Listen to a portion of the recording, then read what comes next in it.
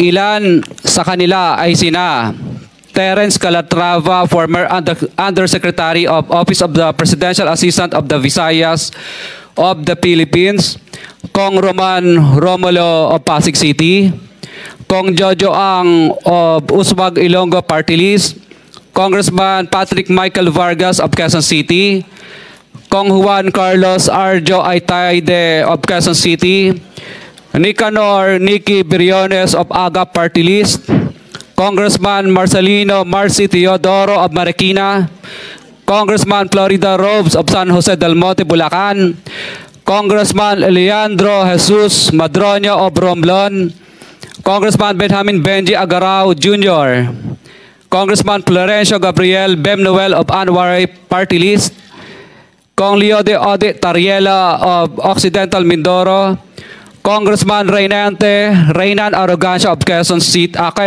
Province, Kong Marvin Rillo of Quezon City, Kong Teodoro Haresco of Aklan, Kong Antonieta Yudela of Zamboanga, Sibugay, Kong Dean Asisio of Caloocan, Kong Marivico Pilar of Quezon City.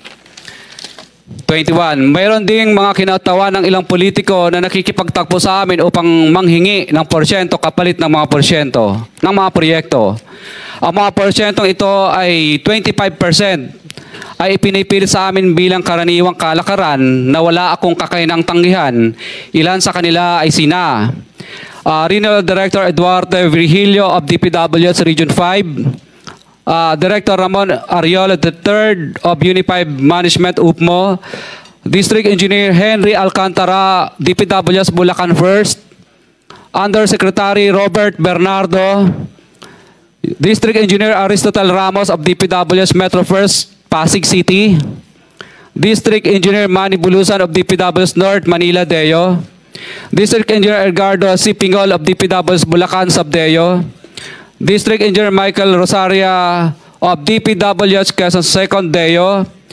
Karamihan sa mga kawani ng DPWH na nabanggit sa itaas ay paulit-ulit na binabanggit ang delivery ng pera ay para sa kay Saldico na dapat at least 25%.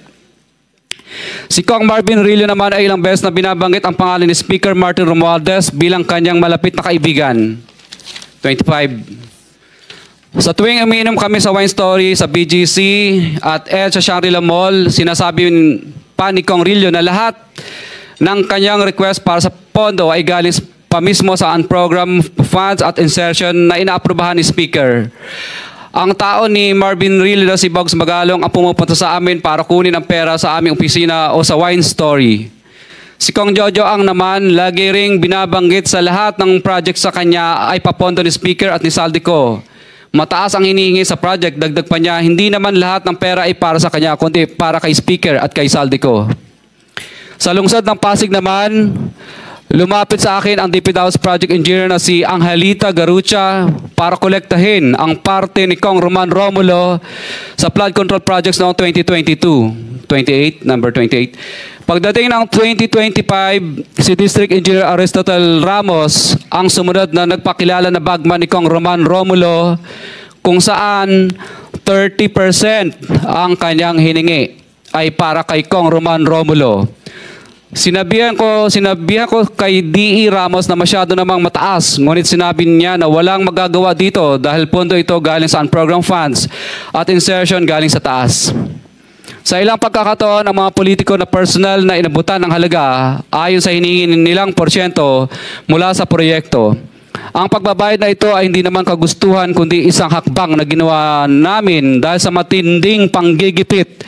Ilan sa kanila ay sina Kong Antonieta Yudela kasama ang kanyang asawa, Kong Marvin Rillo of Quezon City, Kong Nicky Briones of AGA Party List, Arturo N. Ataide, ama ni Kong Arjo Ataide, Kong Florencio Gabriel Bem Noel of Anwaray Party List, Kong Leandro Jesus Madroño of Romblon, Kong Benjamin Benji Agarao Jr. Bagamat naging matinding pagsubok ang kabawasan ng pondo na nakalaan sa proyekto, pilit at matapat naming sinusunod ang bawat espesipikasyon na nakasaad sa Program of Works na nakasaad sa proyekto ng DPWH.